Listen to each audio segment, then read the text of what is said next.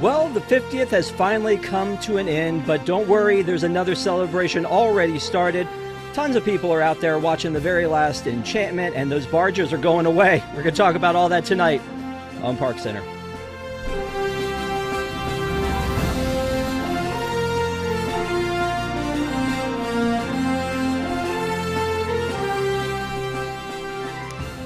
Welcome to ParksCenter for April 2nd, 2023. I'm your host, Rob Whiteside. Thank you guys so much, as always, for being with us. And if you have not already, let's get this out of the way. Please subscribe to WDW NTTV so that you can see all this great programming. And please click the thumbs up so people can find this video. And you're going to want a thumbs up for this great cast of characters we have here tonight. Happily ever after Eve, everyone, starting with Kamila. Hi, everyone. Happy Sunday. And then Desi. Hey, howdy, hey. And Alicia, how are you? Always happy to be here. Well, thank you guys so much for being here tonight on Inc. and ParksCenter. We appreciate it. You know, in honor of the of Women's Month, you know what? It keeps going, you know, year round. So in my book, it does anyway. I'm just putting that out there. So thank you guys for being on tonight. Thank you guys for watching from home. Well, let's get into some parks news. One of the things that we have on the agenda here is to talk about the end of the 50th anniversary. And the question I have for the panel, I'm going to start with Kamila here, was 18 months too long for this celebration?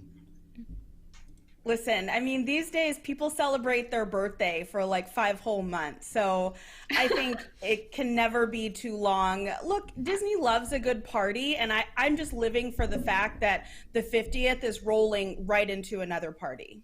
Like, we're not even done. Nothing is changing, really. Yeah. Yeah. How about you, Desi? I mean, you got to experience it more often than the rest of us here did. I mean, are you going to be sad to see the 50th go?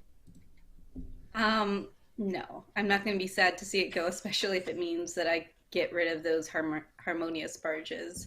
I honestly pulled this pineapple out because it had the 50th logo on it, and I don't even remember when I bought it. It feels like it was that long ago, and I had to dust it off. So it's been a hot minute since this 50th anniversary started, so I'm ready for the 100. That would be great if it was a tree, and you're like, yep, it was this tall when we started the 18 months, and now it's way up here. You know, I was there on the first day, and it seems like a lifetime ago. Alicia, how many times did you visit during the 50th? I think I was there about 3 or 4 times. Honestly, I kind of lost track because it lasted so long. I only saw Enchantment once because I was like, I'm over this. I don't like it. I don't need to like it. I'm ready for Happily Ever After to come back. I think that's what we're all ready for. Well, Kamila had thoughts about that the other night, but we won't get into that tonight. One of the things I wanted to kind of talk about is that we have so many things that they're undoing right now because of the 50th anniversary. And, you know, if you have been watching the blog, we've kind of reported every single bit of it, starting with things like, oh, well, they took out the Vault Collection shop at the port of entry, or they've discounted all of this stuff, which is heartbreaking for me because I'm sure I paid full price for so much of this stuff. Yeah. And, you know, this was a sad little picture, like one left, womp womp. No. This train set for $249, Rubik's Cube. Like, there's a lot of this 50th stuff that everything must go. And then the buses are back to normal, and they don't have those nice 50th anniversary things. And but good news, the name tags are staying temporarily. Here's what this says to me, and tell me if I'm wrong, Desi. I think this means that they're going to have the same 100 years that they do in Disneyland, but somebody just said, we're not ready for this yet. I think that they just don't want to spend the money on printing new name tags, to be honest. The name tags are cute. I guess it's fine. There's no reason they necessarily have to change, and to get all new ones printed with the 100th or plain is probably just going to cost them too much. So that would be my assumption. I don't mind the name tag staying as is. Yeah. There was this little cast member thing that went out that said, cast members can continue to shimmer. through the 31st and beyond. It's like, oh, okay, so what you're saying is basically it's okay. You're going to enjoy those name tags for just a little bit longer. It does say we will share more information in the coming weeks about what's next. That doesn't say that they're getting the 100th ones that they have at Disneyland. And it also doesn't say go back in your drawer and find your old one that you were supposed to be wearing. Neither of those things are in here. But here's what I'm getting at with all of these things that they're changing back is, and Kamila, I'll throw it back to you on this one too, is did they do a good job giving us a 50th anniversary? Because I think when we started, we were like, well, they're not doing A and they're not doing B and all of these other things that they're not doing. But just the things they're undoing actually started making me think maybe they did a lot for this anniversary. Thoughts? I mean, I definitely feel like if you are someone who's been a long time Disney fan, you probably feel like they didn't do enough. And, I feel like I'm one that typically I'm not that hard to please, but even I could think of a couple of opportunity areas that I feel like they missed, and not even, complicated things like, yes, they gave us, new fireworks shows. But I felt like a lot of people just wanted to see more Walt or wanted to see more of the history of Disney World. And that just seems like such an easy thing to implement or include that we didn't really get. I mean, towards the end of Enchantment, they included, some updated audio, but it seemed like there were just simple things they could have done to really make this feel special. And instead, to me at least, it just felt like a lot of merch. I was going to say they had tons and tons of merch, and I don't know if it was because they didn't get it fast enough, or did they say, hey, this is how we're going to keep this relevant for 18 months, is to have, this is the vault collection and we go through the years, and this is the, and obviously we've seen them start to do that with the Eras collection as well, but these are the things we're going to do going forward, is like, maybe this is the new model. I think it could have been an accident that this is the new model. Maybe it was all supposed to be there at once. The one thing that I feel like they lacked in this transition, and maybe we'll get that, we'll talk about it more in the 100th, is they never did for the 100th kickoff in Disneyland day one merch. And that was the thing that was a huge success day one, way back on October of 2021, October 1st of 2021, when this thing kicked off. A couple other things that I was looking at that they're going to undo is the pass. The annual pass is going to go to this new look, which it didn't have a chance to do because we went to the iridescent passes. So that's another thing that they're kind of undoing. But don't worry, the same as the name tags, they're leaving the statues, which I had wondered about. So I guess the question, Alicia, is do you think that they're going to keep these statues as is? Do you think they're going to keep all of them? Do you think they're going to pry off that 50th medallion? And at the end of the day, are we still going to have a Joe Gardner statue? Oh, I forgot that there was a 50th medallion on there. That's a bad look. Everything else, though, I love these statues. This was my favorite part of the 50th. I went out of my way to buy a Magic Band Plus because of them. So, I want them to stay. I think that they're cute. I think it's a fun activity, for adults, for children, for everyone. Even if they updated the voices over time so that they were seasonal or for the events or whatever, I think that would be great. But I need these to stay for my love, because every time I love to go and take a picture of the Winnie the Pooh one by Crystal Palace. It's very cute. You know what, though? I mean, Desi, maybe you weigh in on this too. I love that you did that, by the way, but wearing mine and going, and then taking 3 steps away, and then it goes off, and I'm like, son of a, come on. Desi, did you run into that with your kids? And your kids, yes. I assume, too. Yes, and they also turned 3 during, the course of the 50th anniversary. They were born at the beginning of it. But that was the thing that they were most excited about, was getting magic bands and being able to wave at the statues when they got their annual pass. So I'm glad that the statues are staying.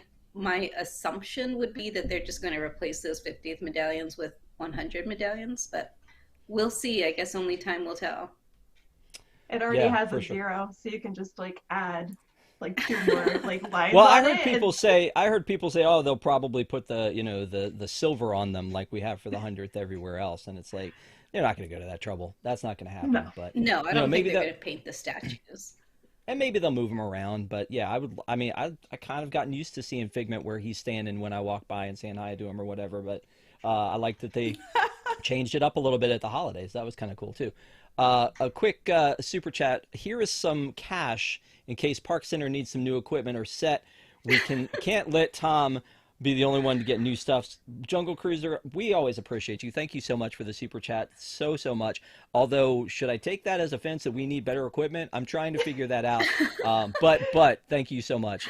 We appreciate you. So let's go back in and talk a little bit more about, is there anything, and I'll start with Alicia on this one instead, is there anything that we're losing at the 50th that you're like, I wish it was staying? Ooh, I can't honestly think of anything that's going. Like, I didn't love obviously the barges. I loved the statues, and we know that those are staying, so like those are safe. The merch, bye, see ya, thank you, next. All of the decorations, the costumes, like I think that at this point we've seen them so often. Like maybe if it was something where it was just for the strict year, I'd be like, oh, I'm going to miss Mickey and Minnie's costumes, or Pluto's like adorable little medallion collar thing. But the fact that I've seen it so often now and it's lasted way too long, I'm just like, I'm tired and I need this all to go. I don't miss anything. Okay, Desi, same question. Oh man, I was hoping that was just an Alicia question. You know what? No, just bye. Let's move on. I can't think of even one thing that I'm sad to be losing. Yeah, no, I get it. And Kamila, you had some thoughts about the nighttime shows that are leaving. Are you going to miss either of them, or are you just looking forward to what's coming next? I mean, I will miss Harmonious because I really did think that was a lovely show. Like, I just felt like the music in particular, it was just so refreshing and unique to hear the songs in, different languages. To me, like, that just felt like Epcot. And so I'll miss that, but I will enjoy being able to have the views back in Epcot and for the barges to go away. I think we could have had a really great show that kind of wasn't judged so harshly if only the barges weren't there during the day. But I mean, I could imagine logistically that probably was hard to do as well. So, but otherwise, I mean, for me, it's like there's not really anything to miss because we're jumping from one celebration right into another. Somehow we went from 50 to 100 at lightning pace. But look, I love a good party.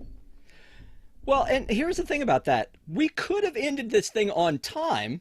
Like a 1-year anniversary would have been fine.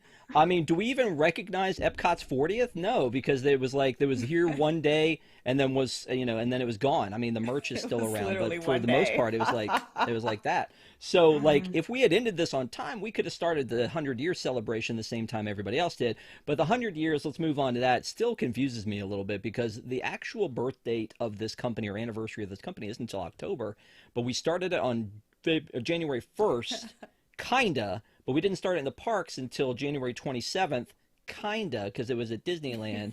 But now we're going to bring it to Disney World, but we already had merch. So that's why I'm saying it's been this like slow leak of 100 years to the point where I think that Alicia said, thank you, next. Well, we've already had next. I'm almost like, thank you, next. Like, let's get to the next thing at this point. What's after 100?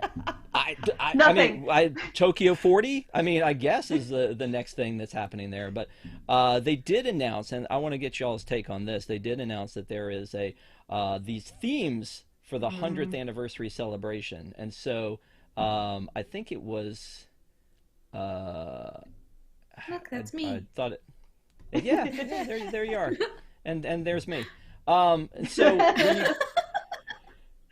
when you go down and you look at the themes, it looks like it was, okay, here it is. So June is, or I guess back up here, we're talking about April and Animal Kingdom, and May is, Star Wars, and June is Pixar, and July is Mickey and Minnie and Friends, and August is Princesses, and September is going to be all about superheroes. So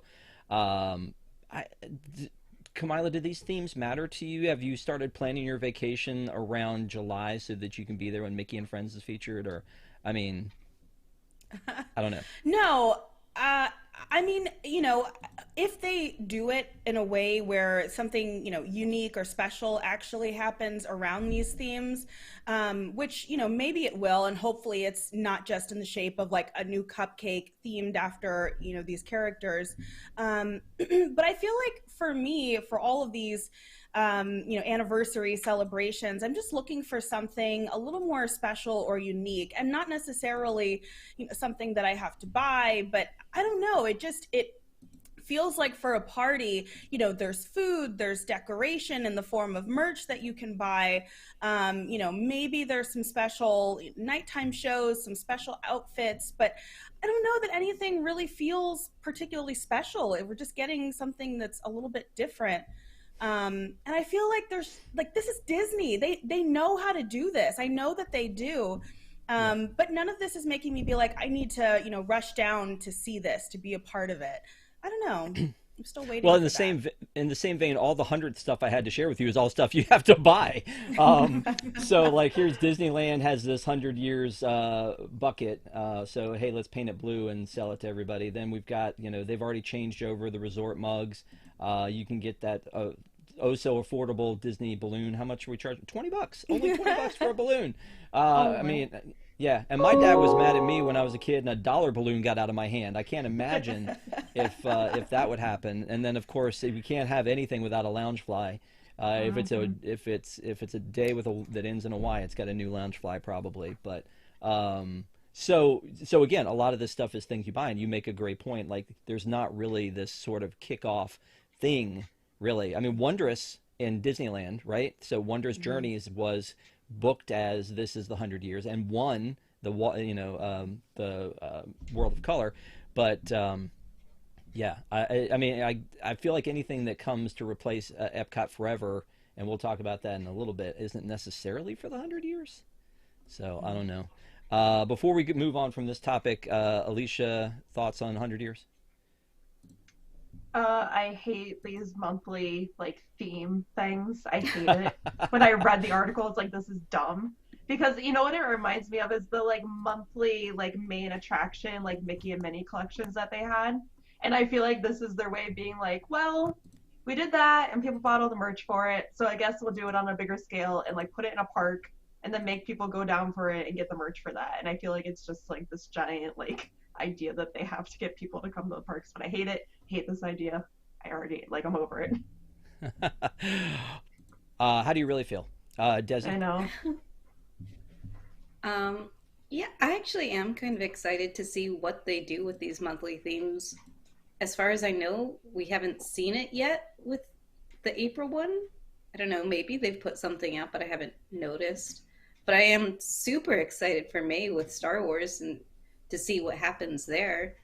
Like, is it just a monthly theme in they're going to be selling extra merch for whatever property, or are there going to be cavalcades? Is it, what's happening? I don't even know. Well, they just said there's going to be monthly themes without explaining what that means. And I think it's weird that I feel like the announcement came through the Disney Visa card website. So like I'm just like it's gonna be Very something legit. you gotta buy. But I mean they're also doing the Eras collection for the 100 years, and they're going through starting in the the 20s with the Walt stuff and the 30s with the Snow White, and they'll continue to come at me and try to get me to buy all that stuff. The only thing I wanted from the Eras collection from the 20s was that lamp that I missed out on. So far so good, but I mean I will say I do have a problem, and we'll talk about it in a second. But what were you gonna say?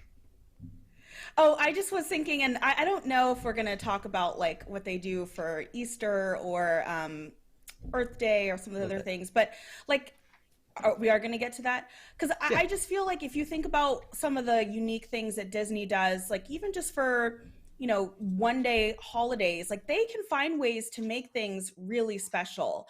And we'll like talk about like some of those examples for Easter and, other special days of recognition later. But it's just, I don't know. I feel like with these, maybe because they're so long, they just don't want to like invest any further, but just feels like there's such an opportunity that still exists for them to just find ways to make it more unique and special.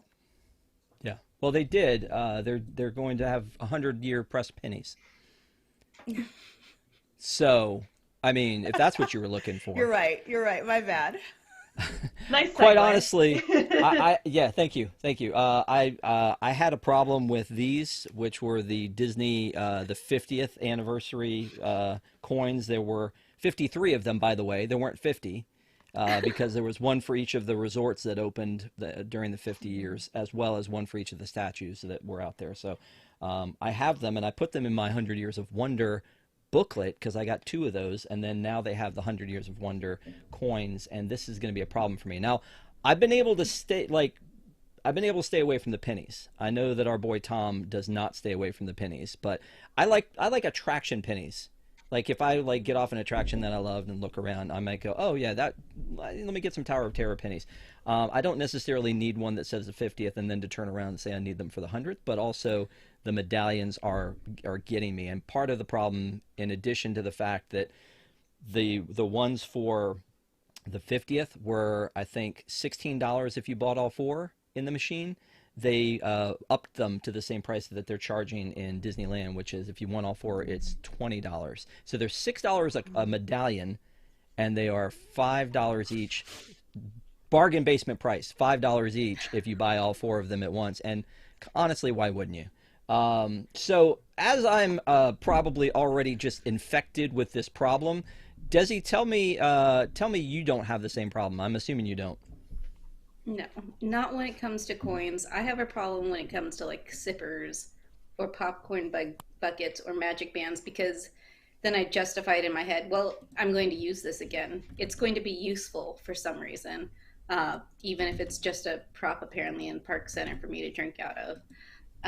But I am looking forward to the auction of all of Rob's stuff so that we can get new equipment for ParksCenter. That's going to be great. Yes. You know, Desi, I'm not sure that's coming anytime soon. Do you know how badly I need this Rivers of Light Magic Band 2.0? Very badly. I don't think I could part with this for anything. So I have the most random stuff on my desk. This is one of the wishable pirate pins. There you go. Maybe we start it tonight. Who knows? But yeah, so the medallion thing, this is the other question that I sort of have, is that at Disneyland, they started the medallions, and I went with Mr. Corliss, and we went around and fed each other's manias by grabbing these coins. But now they have them at Disney World, and my thing that I'm wondering about is, are there going to be 100 at Disney World and 100 at Disneyland, and are they going to be different? Because when you look at these, on the backs of them, they actually say Walt Disney World on them, and the ones at Disneyland said Disneyland on them. So I put it on Twitter, and when these came out, and I said I am screwed. So I hope that they do 50 at each if they're going to do 100, and not 100 at each, because then I'm just going to be angry, because I'm going to have the Jack Skellington from both. They're going to make you do it at both places. Yeah, probably. Well, that's why I called this particular section Chump Change, because this guy right here, I'm probably something at Disneyland Paris that's different. So let me know what you need. Let's freaking go. Let's make that happen. I'll pack an extra suitcase just to bring back Rob's stuff. Yeah. Oh. So let's talk about this now. The barges, they're going away. I saw somebody post on Twitter today something about the fact that they spent rumored $100 million on this show, and they're just going to scrap it. It doesn't really seem right, just because 12 of us are angry that you can't see the American Adventure from Canada anymore, but. I think it's more than 12 of us. Okay, like 20. It's fine. But I mean, we saw that, we had reporters out that were showing like the cranes are here. They are ready to just jump in and pull this sucker out immediately. So I don't know. When was the last time you saw Harmonious, Desi, and did you cry or did you spit at it? Neither. I didn't cry, nor did I spit at it. Probably the last time we had a Wigs event was that for the Epcot 40th. Yeah. That was the last time I saw Harmonious, because I had a reason to. I wouldn't go otherwise. I didn't hate Harmonious. I didn't think it was a bad show, and I do feel bad for the Imagineers who worked hard on it. And I think that if the barges could go away during the day, nobody would have a problem with it. But I don't care how great of a show it was not worth those sightlines all day being ruined. And even when I had friends who are not Disney people, who don't go to the parks all the time, came for like their once every few years trip, came and saw that, they hated it. So it's definitely not just the crazy Disney adults like us. It is an everybody thing that those barges needed to go. Kamila, do you remember when you and I were like very optimistic, very hopeful that this artist rendering of how those fountains were going to obscure in a beautiful way those ugly barges during the day, and we're like, you just wait, it's going to be beautiful. And then it was like, I don't know, like a squirt gun, a broken squirt gun. I don't know. It was bad. Yeah, no, I literally was just thinking about when we were talking about this show before I had a chance to go and just see all the barges and the show in person. And I remember thinking like, oh, it can't be that bad. You guys are just being, grumpy or negative. And I remember going to Epcot, and I came in from the International Gateway after having breakfast on the boardwalk. And I remember being like, wow, they're really big. And it was much worse than I really thought. So, I mean, look, I don't think long term it would have been a good thing to keep them there. And so, probably Disney got a lot of feedback that they had to go. And so, they're removing them. Who knows what will become of them? But I think we'll all be glad to have, to have our sightlines back, and just the Epcot that we all know and love, and the World Showcase area, and it'll be interesting to see what comes next, because I don't think Epcot Forever will hang around that long either. It's got forever right there in the name. And Right. I'm sure when it went away, we were like, huh, forever? And then it's like, I'm back. Just like I said. It's the Main Street Electrical Parade of fireworks shows. And we will talk about that as well. But there she is. If you didn't, this is how it was supposed to look in all its glory and splendor as you would look across. So I guess it obscured the American Adventure in the same way Fountain of Nations used to, but nah, it didn't quite pan out for the way everybody thought it was going to be. I did love seeing, and I mentioned this before, when I walked into Epcot 40 and saw the Epcot 40 logo on the barges. I thought that was kind of cool. That to me was a neat feature that they had, and but not cool enough to keep it there all the time though. I would have thought instead of demolishing all these, they would have tried to have found a way to pull like maybe one or two of them out and in every day, and then maybe get rid of the Stargate, but keep a couple taco barges in their back pocket just for screens. I don't know. I just hope whatever comes next is going to be freaking amazing. It's supposed to have drones. It's supposed to be a lot more water features. I'm kind of picturing sort of a World of Color scenario coming off of this, so we'll see. Let's move on to Tron. I don't know if you guys have heard or not, but there's a new attraction coming to the Magic Kingdom this week. It's called Tron Light Cycle Run. Perhaps you've heard of it. It's only been talked about. Literally, we're almost to its 6-year birthday of its announcement. 6 years in July since they announced it at D23.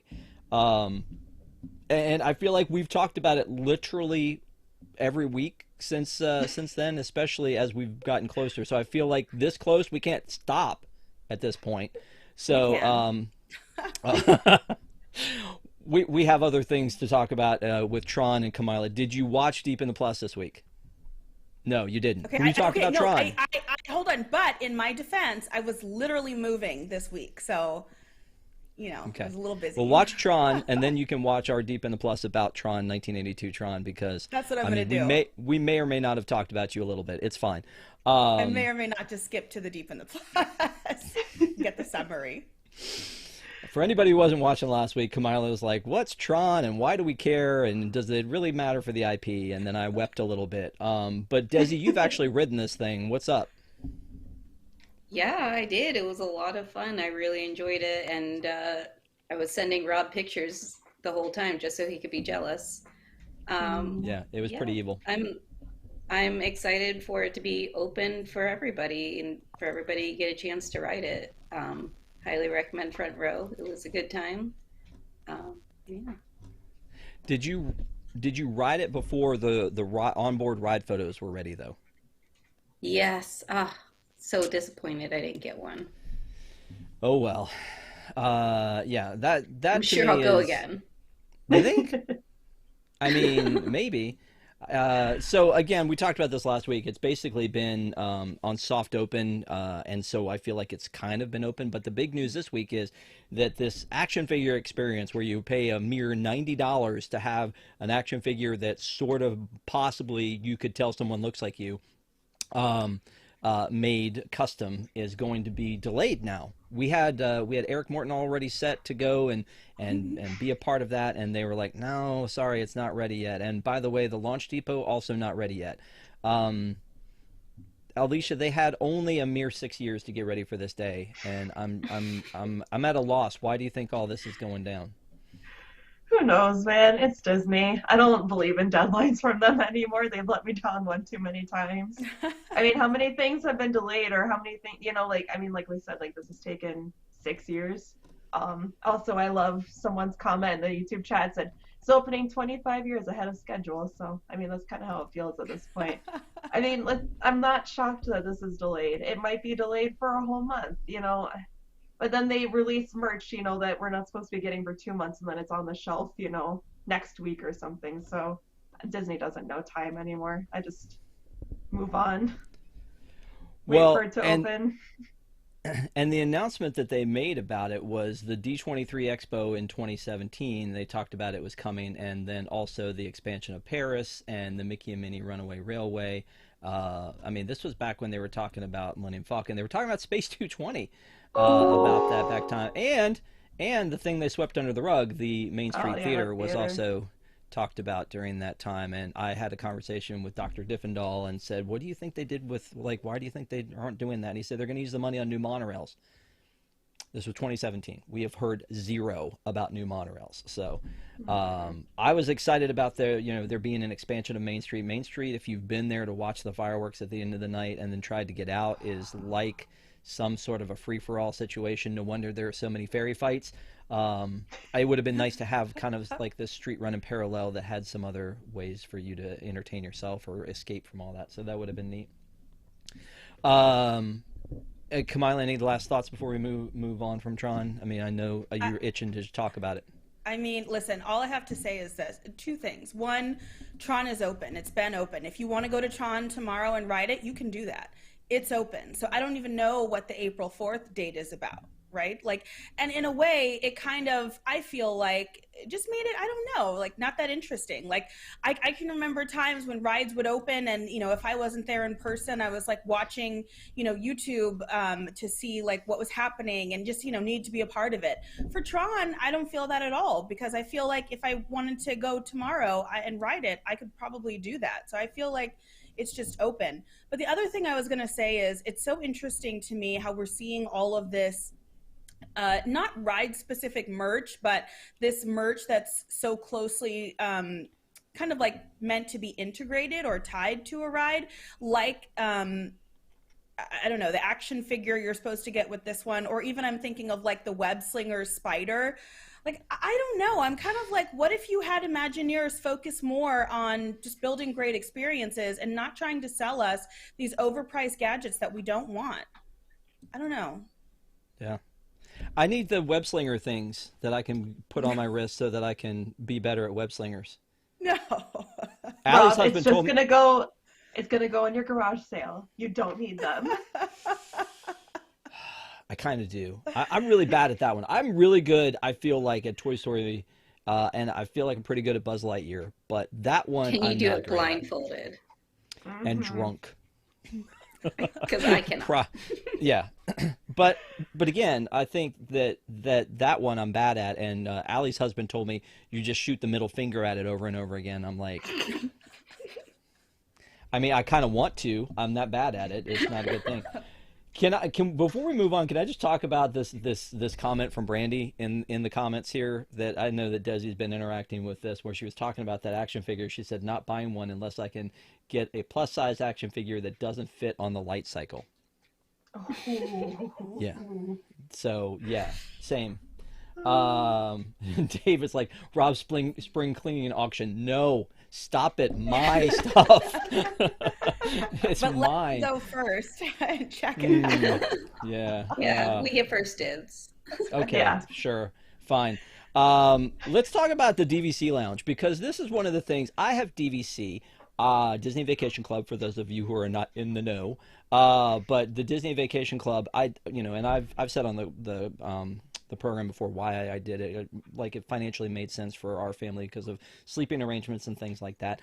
I don't think it's for everybody, and there have been some frustrations I've had about you can't get a room when you want to, or you got to use those points up, or you try to get into Moonlight Magic and it's worse than trying to get tickets to Taylor Swift. It's so bad trying to get into any of these events. So when they made the DVC Lounge at what used to be the Image Works at Epcot, I was like, okay, this is nice. You're doing something nice. Sometimes you have to wait if there are too many people up there, and I like that they don't overflow that area, but it's nice to be able to do that. And now there's going to be one in Disneyland, and I'm super excited about this. Like, it almost, and Patrick and I have talked about this, about other things, almost makes me want to get on a plane to go and be there when it opens. So, I mean, obviously they're pushing this new DVC resort that they have coming to the Disneyland Hotel. And this is a great way to do it. By the way, welcome all you DVC people. Come on in, have a seat. Have you heard about the new tower over here at the Disneyland Hotel? So smart, such a trap. I'm here for the whole thing. Camila, thoughts? You're nodding your head. Yeah, no, I think it's exactly like you said, though. Like, the one thing I hear, there are so many people who are DVC who want to go to Disneyland, and for the life of them, they cannot get a room or anything with DVC. It's like the Hunger Games from what I hear. And so they come to me just looking for a regular room. So of course, I think it's great that they are expanding the DVC options and opportunities at the Disneyland Resort. And then, of course, you should give these people a lounge. As much as they pay to be DVC, these people deserve, all of the VIP treatment. My only question about this is, and I saw that they were opening the lounge, but I missed where they're putting it. Do we know where this is going to go? Yeah, remember when they said they were going to knock over the Interventions building, or what used to be the Star Wars launch bay? No. See, okay, so that was my fear. I want you all to have it, but absolutely not at Launch Bay. Absolutely not. How can you take in such a key part of the park and put something that only, again, I want DVC people to be treated like they're special, but not at the expense of Launch Bay, because that is a great place to chill, to, stop. We need the indoor space in Disneyland. I want them to do something with it that everyone can enjoy. So that was my only thing, is I had a feeling that it was going to be Launch Bay, and I don't like that part. Give them anywhere else. Anywhere else. I mean, that place has been closed Turn forever. Splash Mountain into DVC Lounge West, okay? Wow. Seriously. Wow. Sold. Yeah. I don't know. It looks great. I'm wondering which part of it they'll use, because when they added the Marvel experiences, there was almost like a secondary entrance to the Marvel HQ upstairs that was separate from the Star Wars stuff downstairs. So maybe they're doing it that way, and you can there'll still be a place where we could have some other people come in. But I'd rather it be something than nothing. But I don't disagree with you. It seems like that's I mean, you built a brand new tower, and it's walking distance from the parks. Why didn't you put it there, like the top of the world? Bingo. Exactly. And maybe there will be something there, but I haven't not heard both. about that. Okay, listen, let's not get out of control. Okay. But here's the thing about the one at Epcot is they continually tell us, it's been renewed for one more year. No. It's forever. I'm sorry. It's forever, or at least as long as my contract lasts. Can you at least do that for me? That would be great. Let's talk about this parade of rumors. You get it? Parade of rumors. The rumor is that the Main Street Electrical Parade will be glowing back to Disney World, and that Paint the Night will return to Disneyland in 2024. Both of these things make me very happy. Mostly because I love the Main Street Electrical Parade. They just upgraded it before it glowed away. And then, you know, it had its 50th anniversary. I have fond memories of it at Disney World as a kid. I love that there will be a nighttime parade again at Disney World. Again, assuming all this is true. Paint the Night is one of the coolest, and I'll let you guys talk, I swear. Paint the Night is one of the coolest nighttime shows I think I've ever seen. It was almost like they said, Main Street Electrical Parade, how do we make it for the, like, you know, the 2010s? How do we do that and make it amazing? And I feel like they did. But I don't know that that everybody on here has seen both. So I'm going to start for reactions with Kamila and then swing around and to each of you guys for feedback. Yeah, I mean, I love always to see when Main Street Electrical Parade is coming back. It's so well done. The new additions are so fun. My theory about this, though, and again, I have like no statistical or you know, I have no evidence that this is true, but I feel like whenever Disney needs, like, maybe they're a little low on bookings or inventory is, you know, a little bit higher than they'd like it to be, I feel like they bring this back and that people will book because of this. Because I don't know. I feel like it's if there's one parade that I hear people ask about more than the others, it's this one. And we've seen a lot of promotions come out recently. Like, I think for the summer months in particular, Disney is struggling to get people to come to Disney World. I think honestly, the weather is starting to scare people off from you know, July to early September more and more. And so I feel like they could bring this back to try to like coax people, you know, to come. And I will say at Disneyland, it worked because it got me there. And it was wonderful to see. I was sad when it went away. I think right around the time that the school started. So I don't know. That's just kind of, because I feel like it just seems a little like unexpected that they're bringing it back. It didn't go away, it glowed away. Let's just be very clear you're right, about you're that. right. The marketing was very specific. But I agree with you. I want to go see Magic Happens. And speaking of which, here's a super chat I missed a little bit earlier from our friend Jungle Cruiser. Hit us back. Saw Magic Happens at Disneyland this weekend. Moana is no longer doing a hula dance. She makes movements along with the movie soundtrack. So hopefully Desi had a conversation with somebody and had that fixed, as this is a representation. Did you talk to somebody? Yeah, I actually showed Moana how to floss. It was great. It was a good time. Did the sprinkler. To floss. I think she was just trying to not be upstaged by Merlin. That's what I think was happening, and she was trying to do that. But Jungle Cruiser, thank you so much for another super chat and for letting us know about that. I want to see Magic Happens. I've not seen it, but that's the kind of thing, Kamila, like you're saying, is I want. That's a parade is enough for me to want to go to that place. I did go and watch the Main Street Electrical Parade with the 50th anniversary upgrades, and it was very cool. I love that parade. I hear that music, that boom, and then I'm just like, yeah, it's not that one, not that sound, but I just get really excited about it coming around, and but you know, Paint the Night too was pretty amazing. But Alicia, thoughts on these parades? Oh, if Main Street Electrical came back, I'd like book instantly to be there for opening night.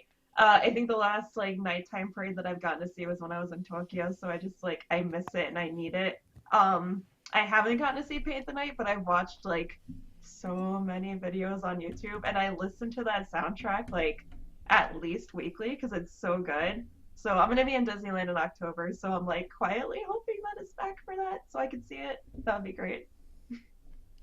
Desi? I am really excited to get a nighttime parade back. I love the Main Street Electric Parade. I hope that this rumor is true. I'm just curious if it's going to come back with the America portion or with the updated portion. I personally loved the America portion just for nostalgia purposes, but I would understand if they didn't. Oh, I can almost guarantee that won't happen. I mean, the IP that they put in there was very purposeful. So I think that's the parade now. Which I mean, and it was a very cool, cool float. So, but I get what you're saying. Let's move on to what I'm calling here is the cosmic coins, because this thing, I don't know. So I know, Desi, you probably were the one that started flicking the hairbands at Expedition Everest at the top. That was probably you, and I'm thinking that was probably Alicia who started the throwing the Mardi Gras beads on the tree over at Universal. So maybe Kamila did this one. I don't know. All I know is this feels like vandalism, folks, and you better stop. They're squeezing coins into some of these exhibits that the people of Xandar were nice enough to loan us, you know, and these are on loan, people. You shouldn't destroy them like this. But somebody was like, oh, hey, you can shove a coin in here. We should probably do that. We should totally do that. Desi, you would definitely correct your children and tell a cast member if something like this happened, right? My children would never do this. First of all, I don't think they could reach, and second of all, they're not tall enough to ride Guardians of the Galaxy. But some people just want to give Disney every last penny, so I get it. I love that the reasons they wouldn't do this is not because they know it's wrong, but because they can't reach, and they're not tall enough for the attraction. Not because Mom said do better. No, not because of that. It's because Oh, and also we only give them paper money. We only give them that. That paper money. They pay with card. Yeah. Well, Kamila, I know your money don't jingle jiggle, it folds, right? Not after buying this house. Oh. No. No, honestly, this is not kids. This is adults. Kids don't have any money. And if they do, you know, the new generation, they don't have coins, okay? They have cards. I don't know. But no, I mean, I feel like Disney is probably going to need to put like some kind of little sign to say like, please don't do this. And I feel like what's probably happening is, you know, people are seeing maybe the coins that are already there and they're like, oh, let me add one too, maybe harmlessly. But, you know, that's not part of the theming. So I don't know, let's get the coins out, put a sign up and hope that it stops, or cover that little, you know, crack so that they can't stick them in. But I hate this. I hate this. Why are we ruining rides? This is why all we get is merch. This is why. Yeah. Also, if you are not watching with the chat, you are doing yourself a disservice because they are doing some zingers left and right in here. Care Bear said, just being nickeled and dimed by Disney as usual.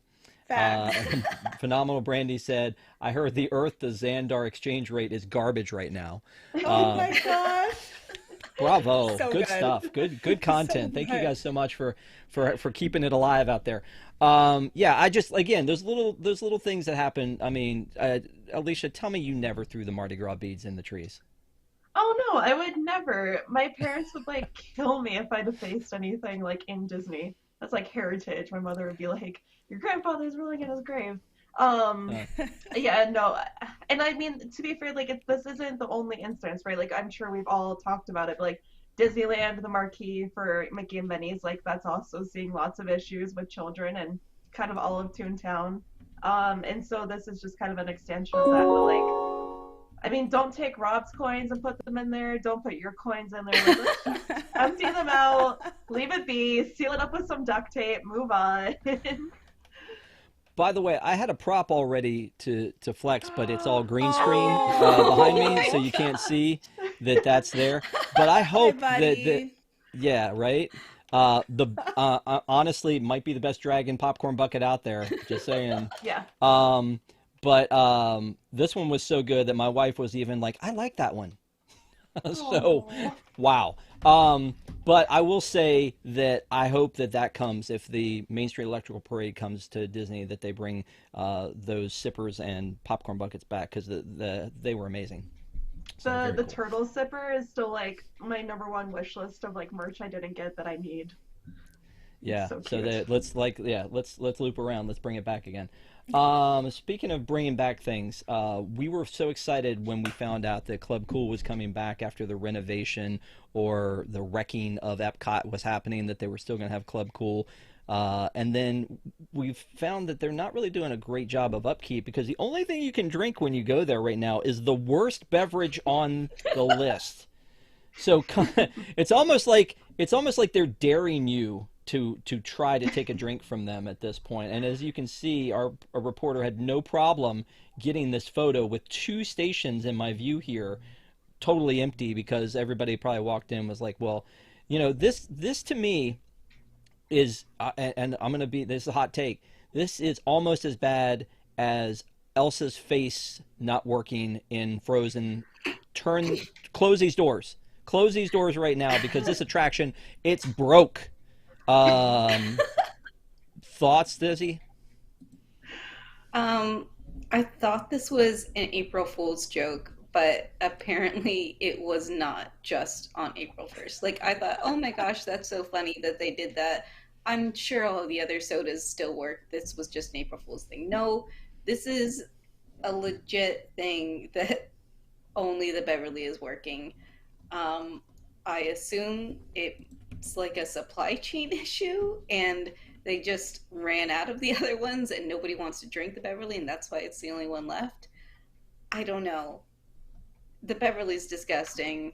Yeah, close those doors. Don't open it again until you've got my cucumber Sprite back.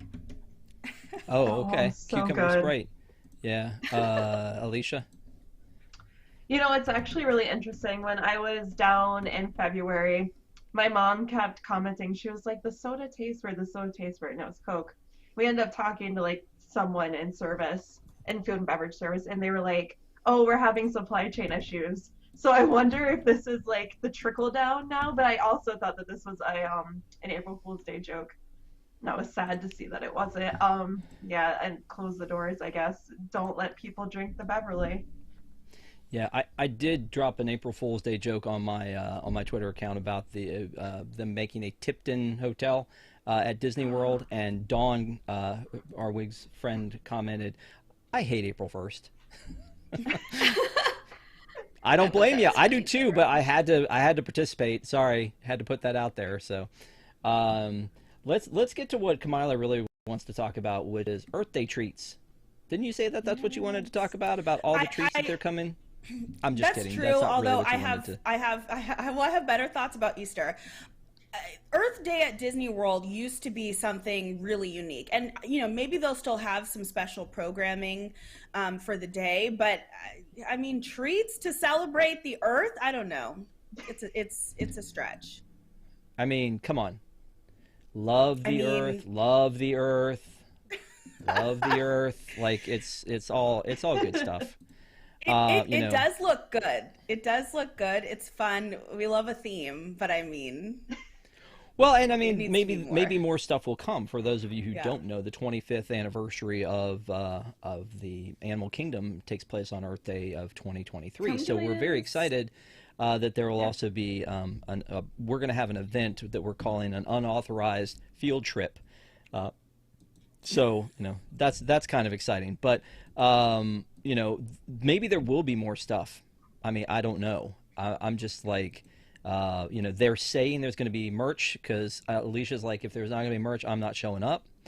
Isn't that what you said? But I mean, they're definitely, when you were talking, and we can talk more about the Easter stuff too, but when you were talking about the things that they do for the 100th or that do for the 50th, this is kind of like the model that they do for Lunar New Year, for Women's History Month, for Black History Month, for Easter and Earth Day, and all of these things are opportunities for them to put out a new cupcake, to put out a new lounge fly, a new something like that. There's 3 new cupcakes. Oh, I'm so sorry. This is definitely a big event. But you see what I'm saying? Like it's definitely one of those things where I love that they do this. I love that they do something. But I guess, Kamila, what you're saying is they need to be doing, especially for the 25th, and maybe they will, more. Yeah, and just something that feels really unique, like Disney and just some of their related nonprofits, they do such great work when it comes to conservation, especially for the animals. And there are things that throughout the year, you can purchase special pins that will go towards animal conservation, and there's just all kinds of things. But I can remember, like, in previous years, they do special programming on Earth Day, and they would use the the giant tree would light up in ways that were special, and they just would have like special prompts going on, and you just felt like you were, learning and really taking part in something special. And I want to say they usually have like that hour where like everything goes dark, or like just in previous years they've always done like really interesting things. And so I just I want to see them go beyond food and merch, and I hope that they have more programmed. I wouldn't be surprised at all if they did. Well, if we're lucky, there'll be pressed pennies. No, I'm just kidding. So my precious. By the way, let me make sure that I don't miss it. Care Bear said, "Bless you, Alicia," because she saw you sneeze. And Desi, you had thoughts on this as well? Yeah, I really wanted to try the elephant cupcake because it sounds amazing. It comes with a pineapple filling and a matcha buttercream frosting, which all of that sounds 100% up my alley. But it's being served at Pizza Safari, so I'll probably wind up going with the Flamingo Cupcake because it's at Flame Tree Barbecue. That way I can get my mac and cheese at the same time. So I'm disappointed they put the good cupcake at the bad restaurant. You can't. Sounds like they knew what they were doing. You can't just walk in and get one? I mean, I guess, but you don't have to eat the pizza if you don't like it. Have you tried making multiple stops with toddlers? It's not fun. No, I've seen what you do, and it's incredible. I mean, don't get me wrong. Like, you're like herding cats, and it's fantastic, and you do an amazing job with it. But a cupcake. I mean, let's prioritize a little bit. I don't know. We were talking about the event. So we're doing this event. It's called Wild at 25, an unauthorized field trip to the animal kingdom. So if you can join us, we'll be there for the big event on Earth Day, and hopefully they will have lots. They'll surprise us. Hopefully they will. I didn't think they were going to do for Epcot's 40th. I didn't think they were going to do any kind of programming. And on Epcot's 40th at the American Gardens, not the Guardians. That feels like they put together something maybe last minute, but they did something where Mariachi Cobra was there, and they had the ambassadors were there, and there was a presentation, which I think needs to happen on these big special days, especially for the diehard fans. Like if you're going out of your way to be there on the anniversary, there should be something for you, and there should be a button. That's me. I think there should be a button every single time, because they used to do the button and the poster and the special guide maps. Again, going back to Disneyland and doing this, the 100-year opening of Mickey and Minnie's Runaway Railway on January 27th, there were no special guide maps. There was nothing. And it's just like, does this day mean something to you? Then you should show us that it means something to you and do that. So hopefully, like you said, come on, with Earth Day, they'll do something nice. Before we get into Easter, I want to talk about ears. That okay? I don't usually talk about mini ears because I feel like on the blog, let's keep it rolling. On the blog, I feel like every single day there's a new set of mini ears and there's a new cupcake. I feel like like if you follow WDWNT.com, we go out of our way to make sure that there's a new set of ears and that there's a new set of cupcakes. I don't like this. Normally I don't care for it. But I just felt like some of the ones that were out there I wanted to point out. So this is one. This is the Easter Bunny mini ear headband springs into Disneyland Resort. That seems very specific. Like, do you need them for each holiday, I guess? But look at that, like the little bunny nose, but in the middle of a bow, but then the ears. That's interesting to me. Then we have the 100 Years ones, which these actually aren't as bad as the other 100 Years ones, because the other ones are the ones that look like they're melting on top, which I'm like, why are the ears look like Epic Mickey? Like, why did that happen? I don't know. So those at least look pretty nice, and they're the whole silver motif. This is the one I want to talk about, and had Patrick been here tonight, I would have cornered him about if he's going to buy these or not. What is that? But oh my God, April we have 10th, to buy them for him. On April 10th, there will be Munchling Minnie Mouse Disney Munchling ear headband. So here's what they look like, and then here's the Minnie, and then that's pretty close. It's the whole strawberry thing. But here on hers, the ears are like chocolate or something, and here they're actual strawberries. So I feel like there's some inconsistency in the way this is being presented. Alicia, I feel like out of the three of y'all, you're a little bit more the ear person. Am I wrong? Because I know that when you come on the show, you usually have something fitting, like when we did Haunted Mansion. Are you the ear person? Are you the one I talked to about all this? I am the ear person. Yeah, okay. Like you know, Desi's got her sippers and popcorn buckets. You've got, you know, your koi. I love ears. I have like way too many downstairs, and like I have a little basket that just holds all of them. I have some that are park ears. I have some that are decorative ears that you don't wear, you just display because they're too nice. So I love a good ear moment. I theme them to my outfits when I go. I have holiday ears, so thank you, Rob. Yes, we do need Easter ears because we have Christmas ears. We've got Halloween Obviously. ears. We need the Easter ears. So I love a good ear moment. You are, I will say, missing the best ears that came out this week though, which were the Joey Chu ones. I am like dying to get my hands on these. They are incredible. So love a good ear moment. Okay. I'll pull those up. Desi, do you ever, how many pairs of ears do you own? It's okay to say all of them. Probably own 100 pairs of ears. Are you lying right now? When I started doing WDWNT videos, I did it in the other room where you could see my ear wall.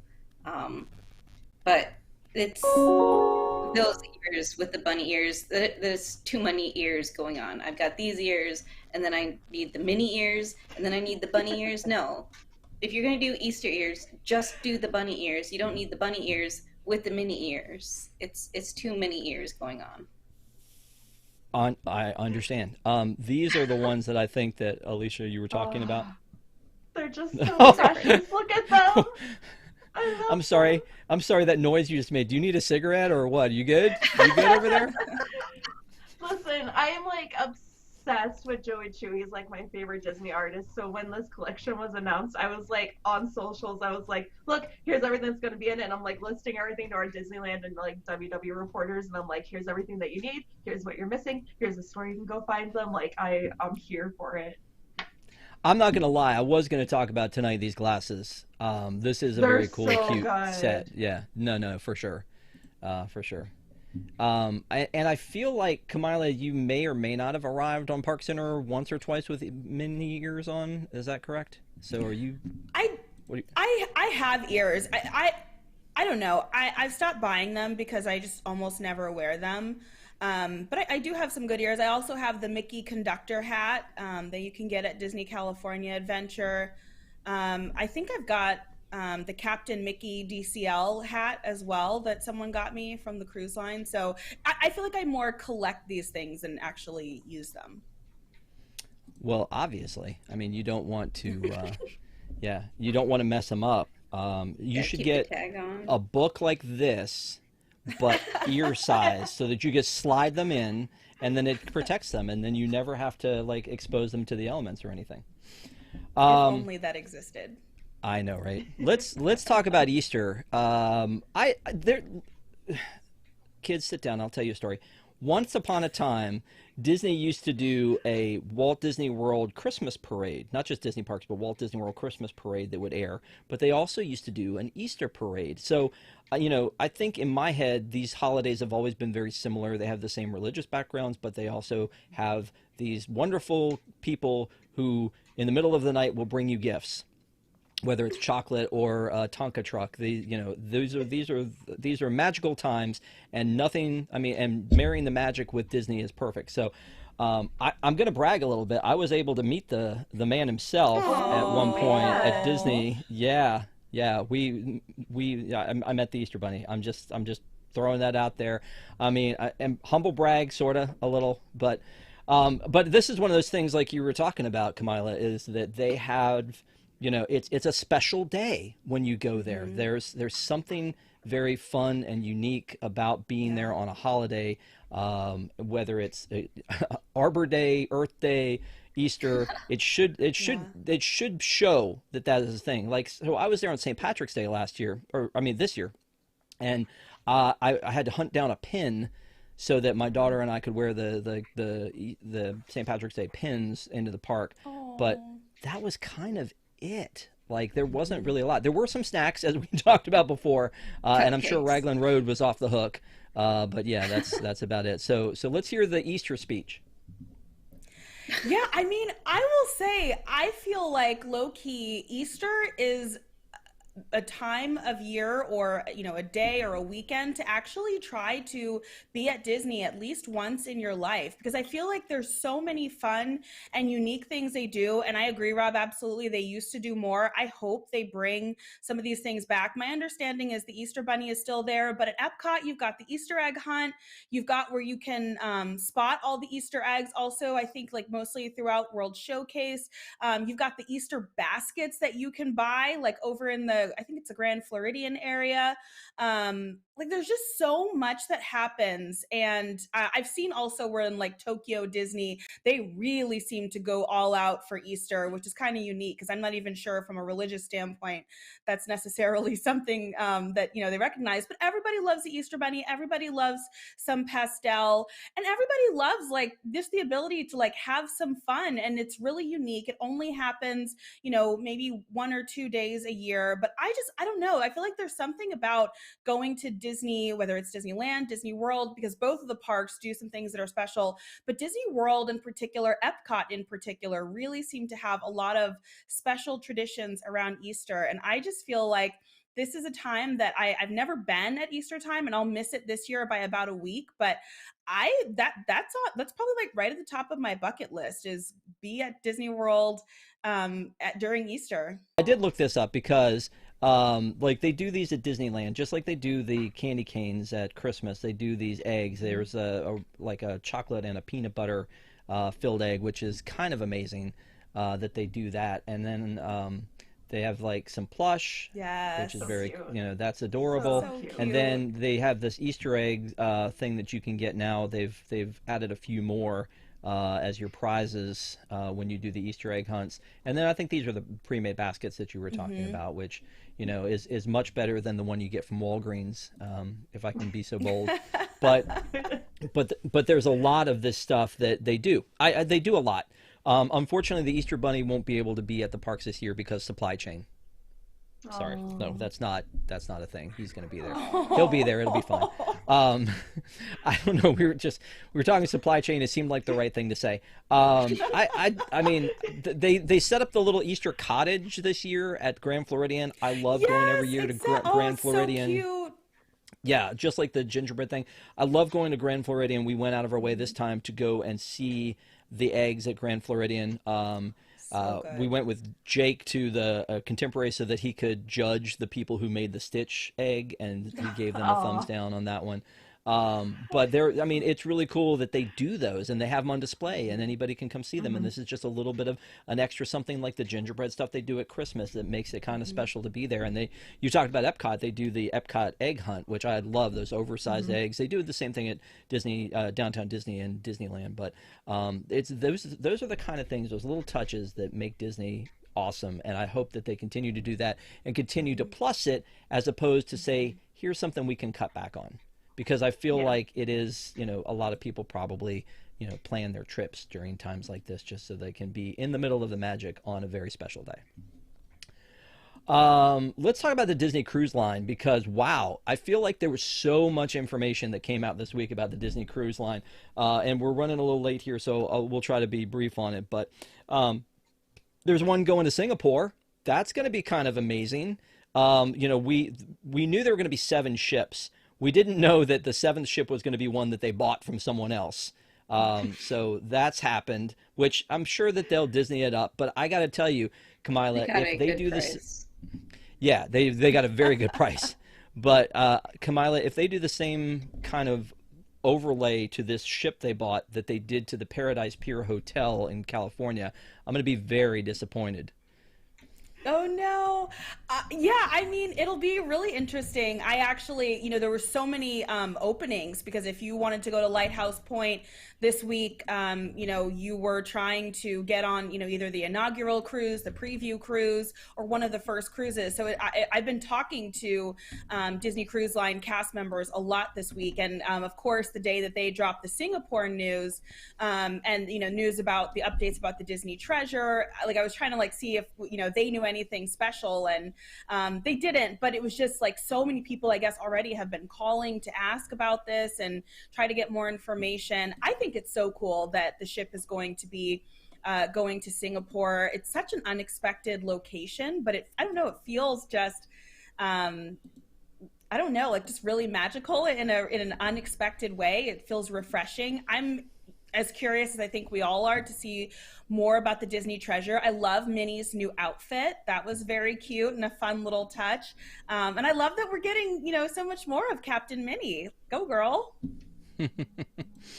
Yeah, if you watch the video, I did think that was pretty cute. Quick, Desi, rattle off the 6 named ships. Go. Oh my God. Go. Dream, Wonder, Wish, Fantasy, Global Dream. Oh God, why can't I remember Magic. The last one? Magic. Yeah, which was the Thank first you. one, and then Treasure is the other one. So, yeah. So the Treasure is the new one that Disney's actually making from scratch, and they announced that they are that they had the keel coin laid for the new Disney Treasure ship. So here's what a keel coin looks like. Oh my God, I need them. How many can we have? Are there going to be 100? I need all of them. So they're building the Treasure. If you haven't watched it already on Disney Plus, there is a making of the Disney Wish, which is really a cool show. I love that kind of stuff. We and should so go it really, deep into that. we should go deep into that, and we should do some real research and go on a boat ride first. Ooh. I think that would be awesome. No. I'm just saying, field trip. I think you need to sell some merch to make that Yes, happen. I'm gonna go ahead. My spring sale is on again, folks. It's on. It's gonna happen. They're doing a Disney Cruise Line giveaway with in conjunction with The Little Mermaid. That's another thing that came up this week. Plus, they're celebrating their 25th anniversary, or they're calling it their silver anniversary, with these spiffy new outfits, which is kind of exciting. So cute. Yeah. So cute. So, Alicia, have you ever been on a cruise or a Disney cruise? Oh, I've been on cruises. I haven't been on a Disney cruise, but one of my very good friends just became a cast member again. And so we've been looking at cast member rates. So we're planning hopefully something for this year, if not early next year. So I'm really excited. She just went on one and she was like, well, we have to do all of them now because this is amazing. And I was like, I will go anywhere with you. Bring me on a cruise. They announced the 7 ships way back when, but again, they didn't know they were going to be buying one from somebody else at basically a steal when that happened. The look of the new one, originally, I guess it was so much larger than the others, they decided they was going to have 3 smokestacks instead of 2. They've renovated it now, or changed the artwork to show that it is going to only be 2 after all on this cruise ship, which is ginormous, and I think will be staying on the West Coast to be able to make those Singapore trips. Yeah, it's a great time for Disney Cruise Line, and it really gets me in the mood to go, hey, I'm gonna cruise again. I've done the Disney cruise ships. I've never done the Magic, because the Magic was always 7 nights, and my wife was like, not that long. We're not doing that.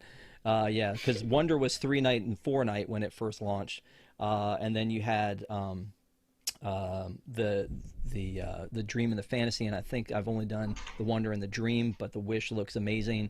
After watching that show, I think definitely need to try that out. But a lot of stuff going on with the Disney Cruise Line.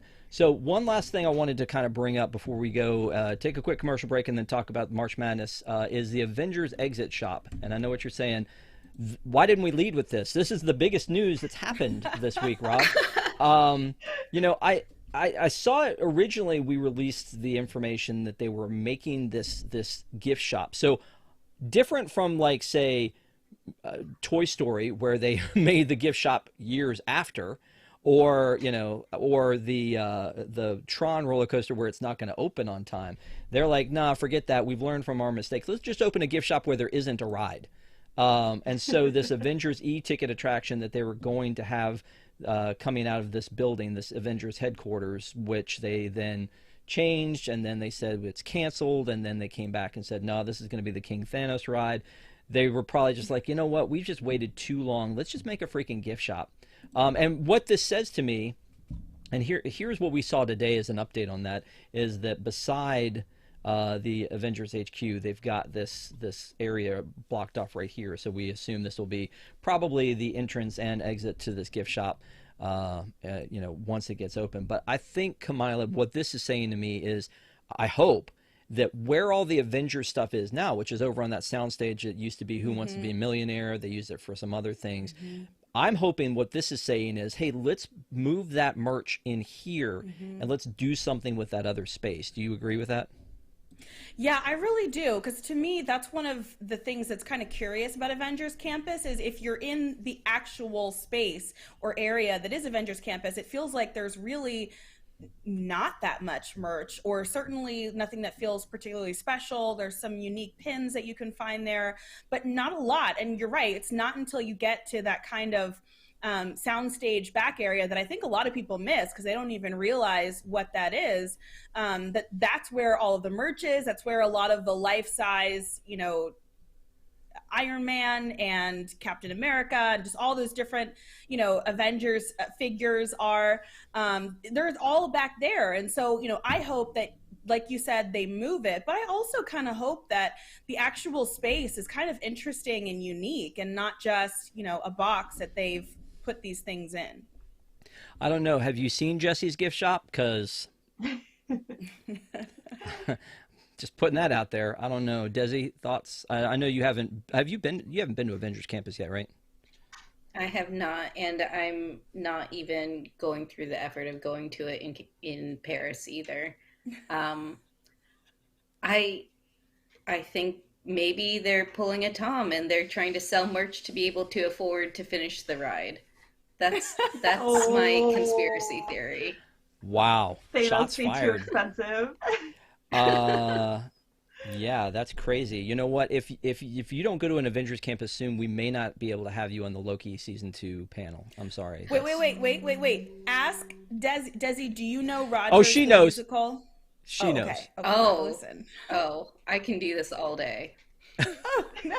See, that's a Captain America quote, Kamila. I don't know if you know that or not, but that's a Captain America quote. From Rogers the Musical, too. They have the song.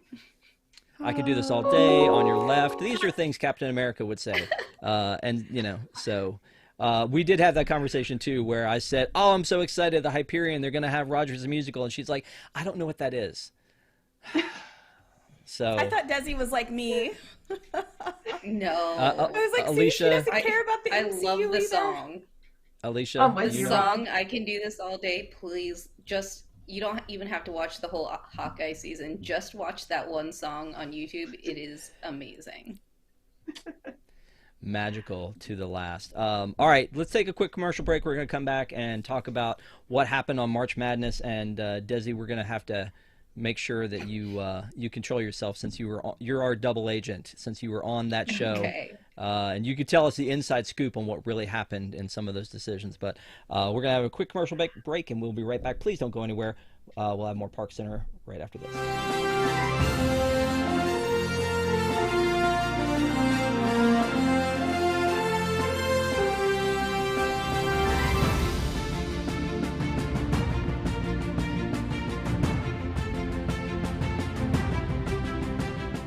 Welcome to Deep in the Plus. Each week, join host Rob Whiteside as he and a panel of Disney superfans take a different movie or TV show from the Disney Plus catalog. They'll tell you its history, details, and give their review, so you'll know if it's worth your time. Current shows, classic movies, and everything in between. Watch Deep in the Plus live Wednesday nights at 9 Eastern for new episodes, or catch Deep in the Plus anytime on YouTube on WDW NT TV.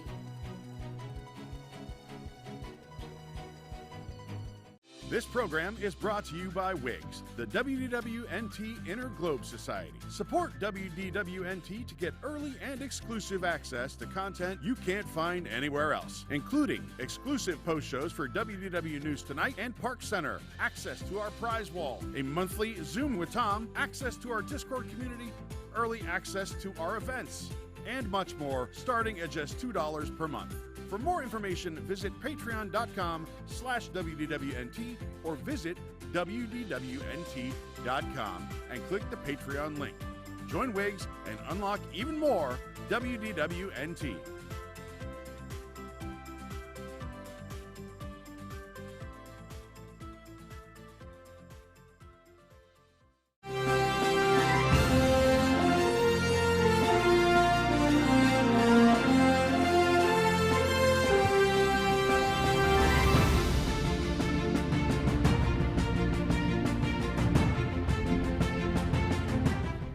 Welcome back to ParksCenter. Thank you guys again for being with us. And again, a reminder, if you have not already, please give us a thumbs up as it helps people to find us. And don't forget to subscribe to WDWNT TV.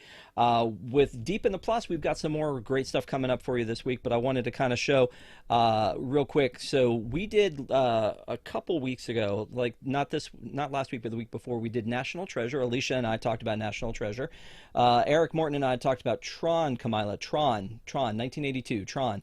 And then this week we're going to be talking with Desi about Toy Story 4, because again she has, as she has said in the past, thoughts. So many thoughts. Yeah. So hopefully you guys will get a chance to join us for Deep in the Plus this week. And Desi, I'm bringing on a special guest. Is it Forky? Did you make him yourself? No. Is it a Forky cupcake? No. The It's somebody. cupcake is delicious. I will say that. It's somebody from our Deep in the Plus past is coming back to do this show with us. So. So, I know who it is. Yeah. So I'm just saying. I'm just shh. So we're gonna be talking. We're gonna be talking about Toy Story 4. So I mean Pixar. So again, thank you guys for everyone who watches Deep in the Plus. We appreciate it. Apparently, we sponsored one of the rounds of March Madness last night, or Thursday night. I was very excited to see that, and then the Deep in the Plus logo slap in the middle of the screen, and I was like, "Thank you, Jake, for doing that." Although next time, yeah, there you go, and we appreciate it. So with the March Madness that happened, for those of you who did not join us for last week's ParksCenter or did not join us for News Tonight, we did a March Madness bracket. We do it every year. It's one of the most exciting things I feel like we do on a regular basis for me, because I love talking about Disney with people, and this gives me yet another excuse to talk Disney with people. Is, it's like if it's your favorite attraction, what are the top 64 best attractions? And I love talking to other people and just bringing that up in conversation, saying, well, what is your favorite attraction? And so this year it was best food at Disney World, which is so broad. And yet we still ended up making a mockery of it with this bracket. Desi was on the panel. It was a panel of seven. With six people in the audience, or 6 people on the panel, right? And then the audience was the 7th decider of things. So then you could also go and super chat $10 to be able to overturn a decision. And it was really funny at the end seeing how many people were like throwing money just to go, no, this has to win, and this has to, justice for this. So if you didn't see it, I'll give you a little look at the mess that is this bracket. But this round we were just doing the final couple of rounds this week, and there were some interesting matchups. The number 1 seed in this top one was the Sanaa bread, and then we had cheese soup. No, what was the Ohana noodles was the number 1 in the bottom bracket here, and then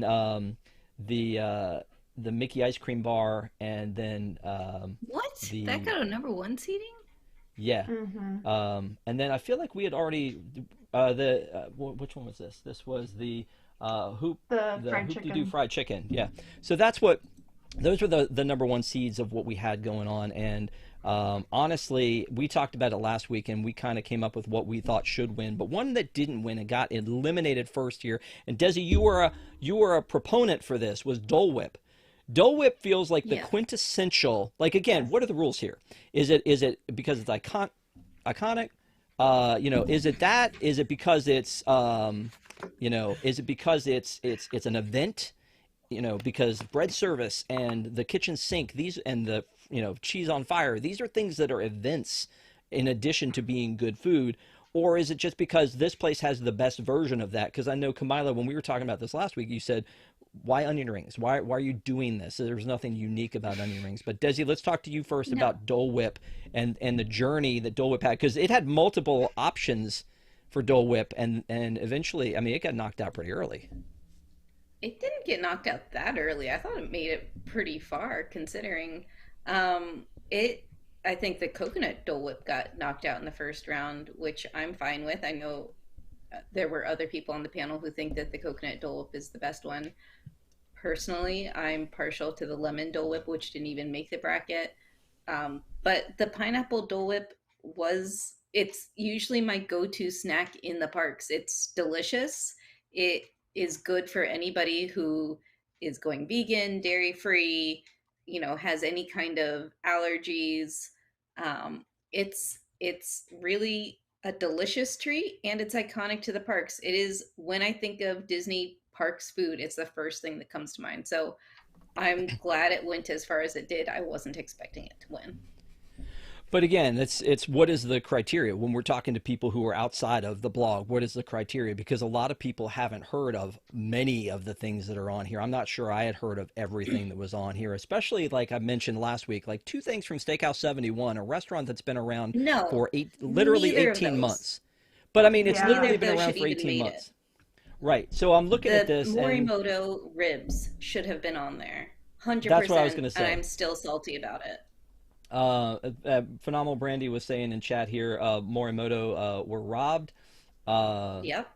And bacon on a wire. This is Eric Kincaid, bacon on a wire from Territory Lounge. I'll be ordering it when I'm in there in a few weeks. There's a lot of things though that just didn't make it, and I don't really know what the criteria was. Because again, I feel like Dole Whip should have been a number one seed. Because Dole Whip is one of those things, anytime they do a snack line of merch, there's Dole Whip. I mean, it's synonymous. We didn't do Disney popcorn. I know it's just popcorn, but people love Disney popcorn.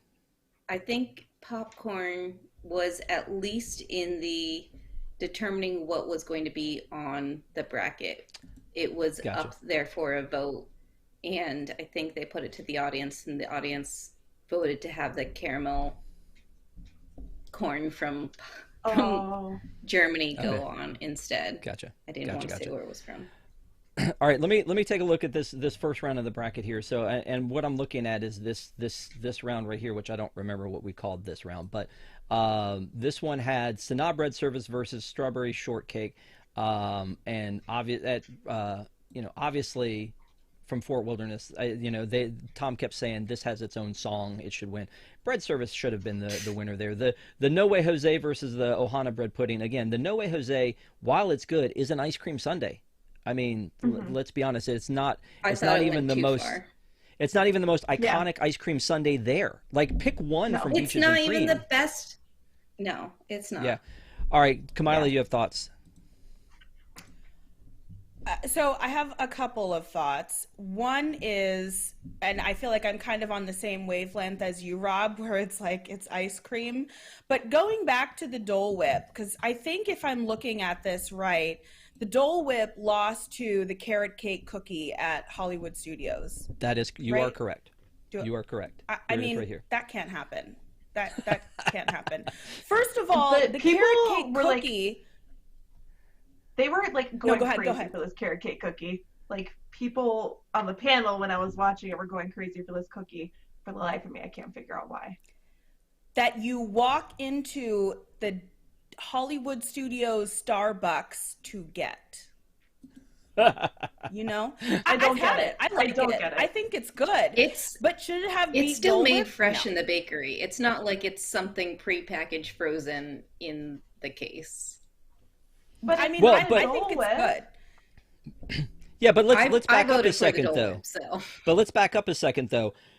To get to beat the Dole Whip, it had to beat the Mickey ice cream bar, which again was a #1 seed, and it's just ice cream in the shape of Mickey. I get that, but it's one of those snacks: turkey leg, Mickey ice cream bar, and you know, a churro, like the things that we know, like at Disney. That's a thing that people go there and love. Of the classic snacks, the Dole Whip made it the furthest. And Yeah, I agree so- with that. But the carrot cake cookie, I'm with you on that one, Kamila. And I have to share this story that the very first time I think that I went to a blog event as part of the team, Tom sent. We were waiting in line at the. It was the Stage 89. We were waiting in the crowd for the big presentation for the 30th anniversary, and Alicia's nodding her head because she was there too.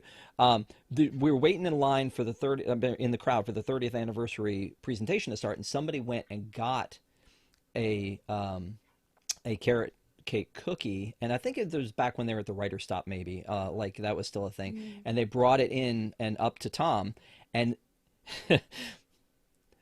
judge us here because I do. He passed it around and people took a bite off it. This is pre-COVID now, but I mean, people took a bite off it. Tear off. Keep in mind, my wife won't eat off of my plate.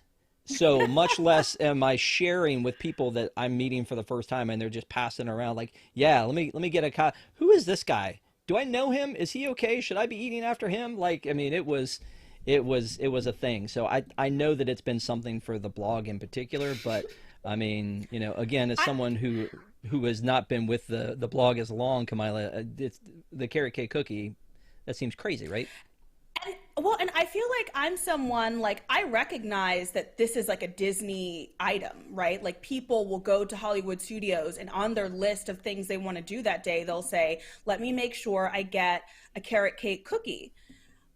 I understand that. I think it's good. I think it's worth, you know, stopping by and trying and getting it if you like it, if you've never had it. Absolutely. However, you go into a Starbucks, okay? It's there along with all of the other little items. Yes, some of them are specialty made, but people are ordering frappuccinos and cappuccinos in front of you and behind you, and you pick up the carrot cake cookie. Now, when you go to get a Dole Whip, okay, it has a special area in a special land. I mean, it's the presentation. Make sure you don't get a citrus swirl because that's not good and you're going to hate the Dole Whip. But I don't know. It's just like Disney. I get it. I get it. But and at the same time, there are 64. She keeps saying that. She keeps saying that, and we believe you. No, I'm just kidding. Yes. But it's one of those things where you have 64 of these items, and everybody has a different opinion on it. But Dole Whip seems like synonymous with Disney parks because that's the place where you get it. And I know they're doing a home version of it now.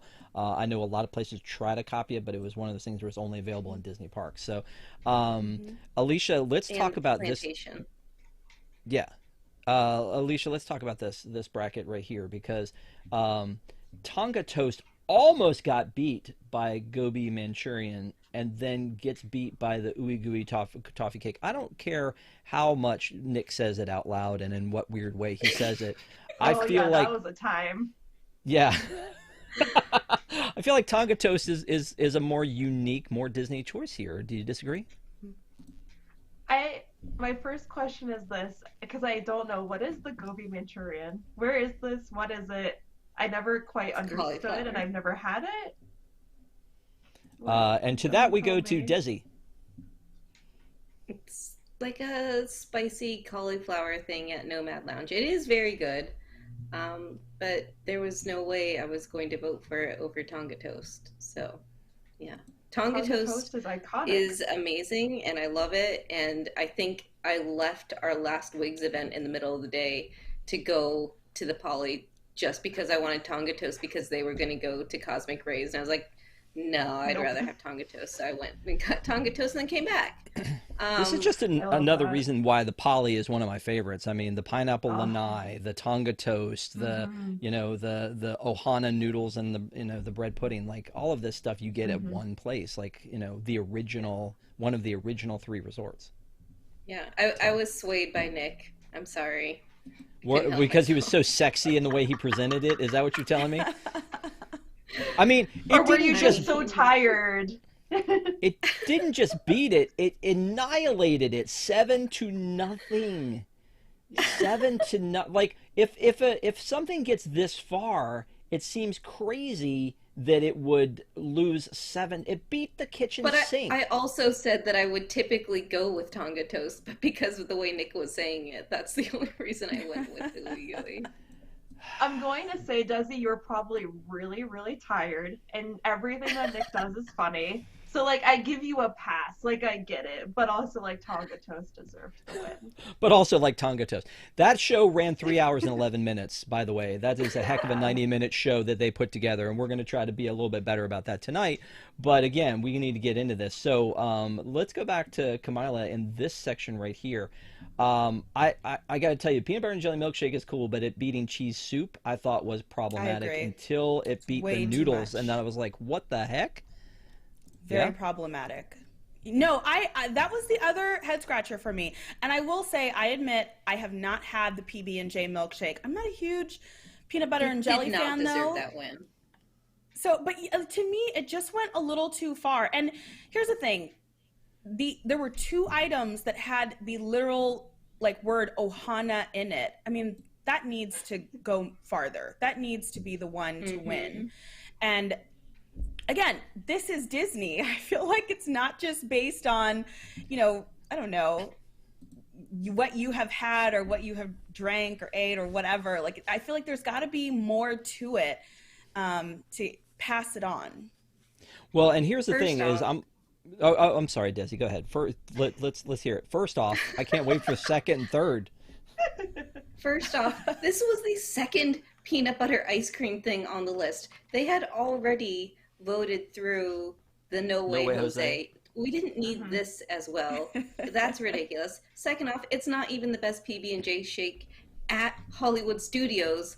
I heard you say that, Desi. Better than the Ohana noodles. And the only reason Tom voted against it was because he was being petty, because I was so in favor of Ohana. I got to tell you, doing the Carousel of Products, Tom never came to me and said, look, we need a peanut butter and jelly milkshake t-shirt. No, never had that come up. But Ohana means noodles. Yes. It was like, that was what the day we started Carousel of Products, that was one of the top priorities, was to get a shirt that said Ohana means noodles. And I've been sold on the Ohana. The Ohana dinner is amazing. I mean, top to bottom. Yes. Like, go hungry and stay as long as you possibly can to get your money's worth. But it is an amazing dinner. I went once for breakfast to Ohana and then told somebody, I don't see what the big deal is about Ohana. It was fine. It was good breakfast, and I got to meet Stitch, and they're like, wait, dinner. Go at dinner. And then I'm like, religious experience going at dinner. So I'm sold. He helped to sell me on the Ohana noodles. We were there when they reopened, and they did the table service. And we got to try it all out. Jason talked me into ordering a back scratcher. I mean, it was a fun time. But I agree with you. Like, it has Ohana in it, which makes it unique to Disney.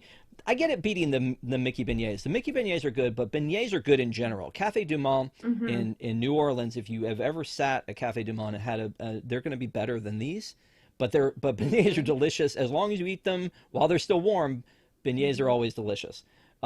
Even if, they're Mickey shaped, that's whatever. The cheese soup, though, is something that I always used to talk about all the time, because I would always push people to go to Canada and try that meal for the pretzel bread and the cheese soup. And both of those things are still amazing. So I was surprised that it beat the cheese soup and then went on and beat the noodles. But at least those were close. Ridiculous. Right?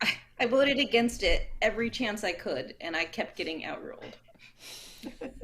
Yeah, we did a radio event once. It was the first time I tried it, and they brought one over, because the radio studio used to be right next to where the Mickey and Minnie Theater is.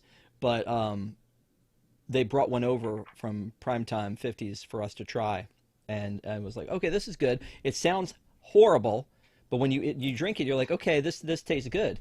But putting it against some of this other stuff, and then, like, at the end here, like, that's the thing too. Here's the finale of this whole thing that was actually kind of a nail biter, was Sanaa bread service, which we all kind of said will probably go all the way, because as much as Tom Yeah. talks about it, as much as we've been introduced to it, with the blog and shared our information with everybody else, it was in a dog fight at the end, and then you had this ooey gooey mess, which was the Swiss bobsleds all over again. And again, I think it was part of like the sleep deprivation y'all had for doing the show into like 1 a.m. The Yeah. idea that it's like ooey gooey beats everything, and the fact that it was that close at the end that Rosita and a lot of our other friends had to throw a lot of money at bread service to make it win was kind of crazy. So let me get final thoughts going around, starting at Kamila on this whole thing. Did the right thing win? What other thoughts do you have about this this disaster? Yeah, no, I mean, I was happy to see the Sanaa bread service, win it all in the end. I do think it's very good. I do think, when we think about, because these snacks are specific to Disney World, it's one of the more unique things you can find there. You can find some of these other things like Dole Whip and the Mickey ice cream bar, many places, including your grocery store, in some cases. And so, I was okay with the bread service. I think for me, it was just what joined it in the final four. Again, I just thought there were some things that went a little too far. The PB&J milkshake, the carrot cake. I felt like even if you wanted to keep things specific to, more specific to Disney World, the Satuli Canteen, or the Satuli bowls, the Ronto wrap, like those are all things that I thought should have gone farther. The Ohana noodles, the Ohana bread pudding, the ooey gooey toffee cake. I feel like because of the weakness of some of the things that it was up against, it went a little farther maybe than it really deserved. It's good, but again, I do think there are other Disney World specific snacks that are better around the parks. I'm going to tell you that I like the ooey gooey toffee cake, but like the first few bites are great. It kind of like the kitchen sink, like the first few you get at the table, this looks delicious, let me get in here, you start eating it and you're like, I'm good, I'm done. like, I'm just I totally I'm solid. agree. Yeah. Alicia? Well, not to mention with the ooey gooey toffee cake, you've also had like a lot of food right before then too, because like Liberty Tree like loads you up, so like you're a little like full at that point. But anyway, I would have picked the Dole Whip to win. I kind of feel like it's the quintessential like modern day Disney snack. I feel like everyone who's going kind of knows it, and it's not because it's a bad thing, it's because it's delicious. And like Desi was saying, it fits a lot of people's dietary needs. Not everyone can eat the ooey gooey toffee cake. I can't because of the nuts and stuff. So like, but I can always enjoy a Dole Whip. So that would have been my pick. I'm not surprised that the Snob bread service won. I mean, Tom was the ringleader for it. He led it all the way. Shocker, I know. So that's my take on it. Everyone can eat Dole Whip. That'll be the new T-shirt. Everyone can eat Dole Whip. Yes. But and they did the Garden Graze this year, or it's still going on at Flower and Garden, and you could get the lime. That was really good. They do the whole thing at the Yeti snow cone thing where it has some Dole Whip, the lemon Dole Whip involved at DCA. I mean, Dole Whip just it matches and it fits, and I think you're right that's a thing that should happen. Bring it home, Desi. Thoughts, because you were there. Man, you were on the front lines. You saw it all come down. You fought tooth and nail for the right thing to happen. That PB&J milkshake had no right being in the final four. Especially if it beat the Ohana noodles. We made a T-shirt for the Ohana noodles. I can't believe Tom was being so petty about it. No, the Ohana noodles are absolutely better. The Ohana bread pudding, I think, should have been in the final two against the Sanaa bread service. But I love the ooey gooey toffee cake as well. So I understand where we landed with 1 and 2.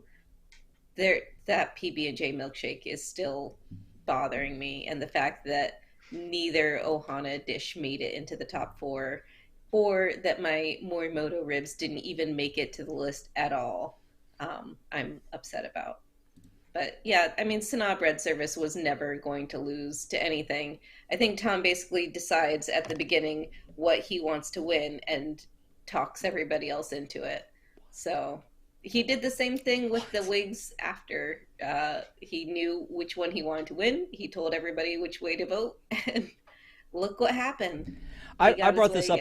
I brought this up last week that it's so funny to see it happen, because when you're like watching it from home and you see him go, okay, Sanaa bread service, I'm gonna start on this one, and you're like, oh, oh okay. yeah, when he knows he's setting the tone. He's setting the tone for this is the one that's important to him.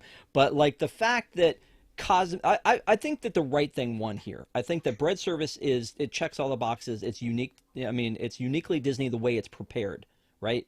It's a great value actually. It's like $20 for this thing.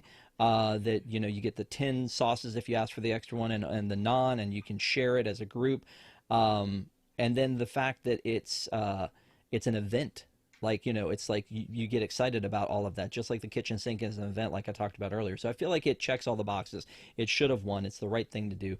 Piano Rob was actually wearing this shirt the other night that we have on Carousel Products as well. The bread services love. That was a shirt that we worked a long time to get right because of how important bread service was to Tom. We would do all the art and send it to him, and he'd go, yeah, the bread's not quite right. I'm like, it's a drawing of bread. What did you want to happen? Or like, oh, the sauces aren't quite right. And so we went back and forth, and I feel like we came out with like, while we kind of pushed each other on it, it ended up being the perfect shirt. But again, there's a shirt for this, there's a shirt for noodles. There's not one for a PB&J shake or an ooey gooey toffee cake. No. But yeah, you're right. There was rhyme. Also yeah. So anyway, I think that the right thing won this time. This was not the cosmic or the sunny eclipse, cosmic rays. Yeah. This was not the cosmic rays debacle where Sachuli got knocked out early. The whole reason I joined WDWNT was to participate in March Madness, because I watched Cosmic Rays win, and I was like, if I ever get a chance, I will fight for the right things. Oh, I love that. Well, there was Cosmic platform. and for those of you again that didn't see the one that we did, that was the bracket for unmade Disney attractions that never were made. It was a great bracket because we got to see all this like concept art and things of attractions that never happened. But the one that won was the only attraction that's actually already been built, which was a version of Matterhorn Mountain they were going to make in Epcot. That's ridiculous that the one thing that won out of 64 choices, there was a Roger Rabbit ride or two, there was a Herbie ride, there were so many cool attractions that when you looked at it, you're like, wow, why didn't they make that? They should still make that. And the one that won was because we had this thing going on. So, and there was a shirt. So there you go. There was also another bracket that the Wigs talked about, and we're going to talk about that in our post show. We love our Wigs members, WDWNT Interglobe Society. Thank you guys so much for being Wigs members. If you want to find out more about that program, go to patreon.com/WDWNT and find out how to become part of the Wigs family. We do have post shows after News Tonight, which I don't know how they do that when they run so long, but we will have a quick post show tonight after ParksCenter. Yes, I'm sure.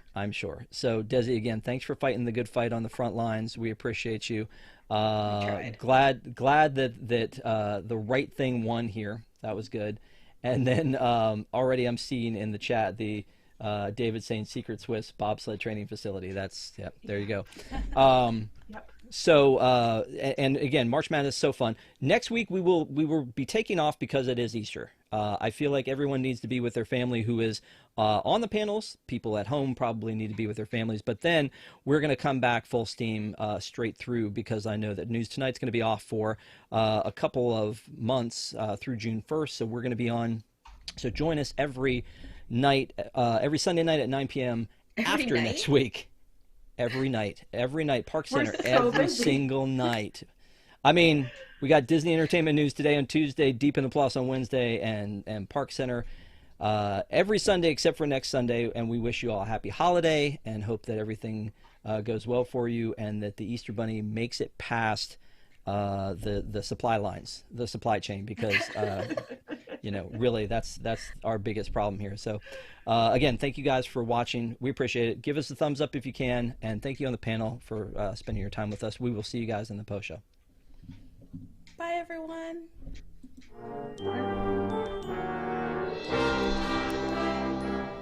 Bum, bum, bum, bum, bum. Tron's gonna open soon, and Kamila's not gonna be happy. Nobody cares. Oh.